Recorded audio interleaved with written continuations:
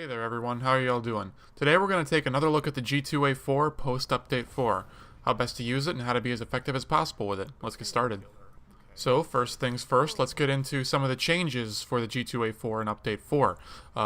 Now what we're going to be having is a 3-shot kill at any range without a silencer and a 4-shot kill at any range with a silencer. So now your range drop-off does still happen, but it's not significant enough to change your shots to kill. So we're going to have more consistent killing ability from longer ranges, either with or without a silencer. In addition, our match trigger attachment has gotten a magazine size buff, so normally, a G2A4 holds 14 rounds in the magazine. With a match trigger, it used to be dropped down to only 8, but now that's been buffed up to 12. So basically, the match trigger has become a lot more viable of an option. It's going to allow you a little bit more leeway since you are spamming your trigger very quickly. It's very easy to miss a few shots, and for that to be catastrophic, and that kind of defeats the whole purpose of being able to shoot fast, as if you don't have the ammo to do it with. So, you know, that change was needed just to give you a little bit more leeway without giving you a huge magazine just to hose people and not have any cares about conserving ammo. So it makes a nice balance, and I'm really glad to have seen it changed. However, the big elephant in the room here, and this is something that Respawn actually did not comment on in their patch notes or anything like that, is that the G2A4 has received a fairly significant damage nerf with this patch. So now you might be asking yourself, well, hold on, Frothy, didn't you just get done telling us that the damage was sort of buffed because we're getting a 3-shot kill at any range without a silencer now instead of the sometimes 4-shot kill? Yeah, if you want to look at it that way, then yes, your damage has become more consistent. But more consistency doesn't equal more damage. So the G2A4 used to deal 99 damage per shot within its effective range. That has now been dropped down to 80. So if you're getting 3 body shots, that doesn't make any difference whatsoever, actually. Your shots to kill is still 3. But how it used to be pre-update 4 is that 1 headshot with a G2A4 within its effective range, and even a little bit outside of it, 1 headshot was a kill, and you were done. That was it. Whereas now, with the damage drop down to 80, and the headshot multiplier staying consistent at 2.4x, that means that with 1 headshot, you're going to be dealing 192 damage out of a 200 pilot health.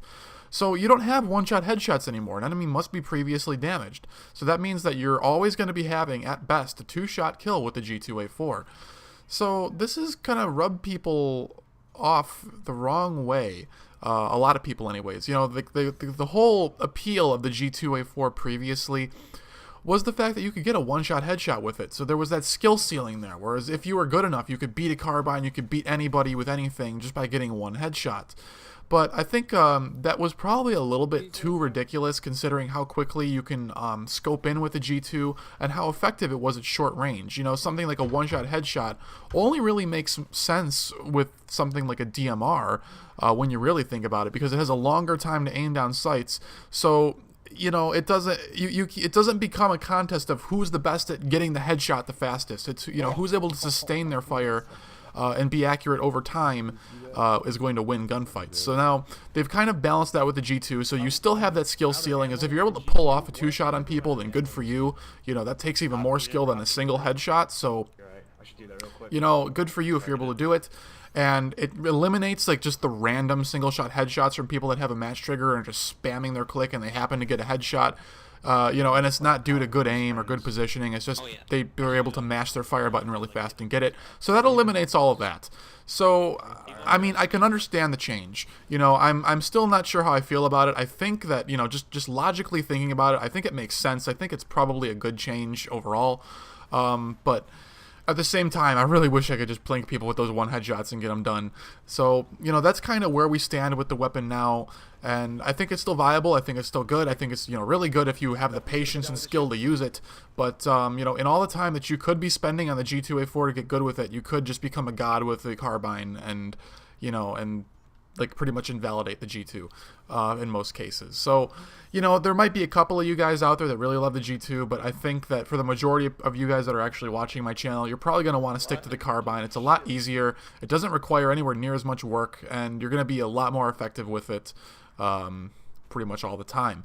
Now, if you guys are looking for actual kind of, I guess, tactics and strategies and loadouts, I'm not going to be including them in this video because I think what I have shown in my previous G2A4 guide still stands. So I'm going to go ahead and put a link in the description as well as one as an annotation that you're going to be seeing right about now.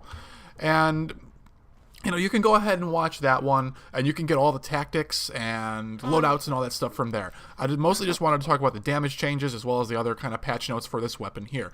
These last couple clips that you're seeing is just me actually, when I first realized that the damage was changed and I'm testing out the damage numbers. You'll see a one shot takes away, I think it was 40% of my health, which, you know, is 80 damage of the 200 health that I have. And just showing off some of the damage numbers. At first I thought, you know, maybe the damage change was only related to match trigger and the regular G2 was not affected, but it doesn't matter. It affects both versions. So anyways, guys, thank you for watching. I hope you learned something new.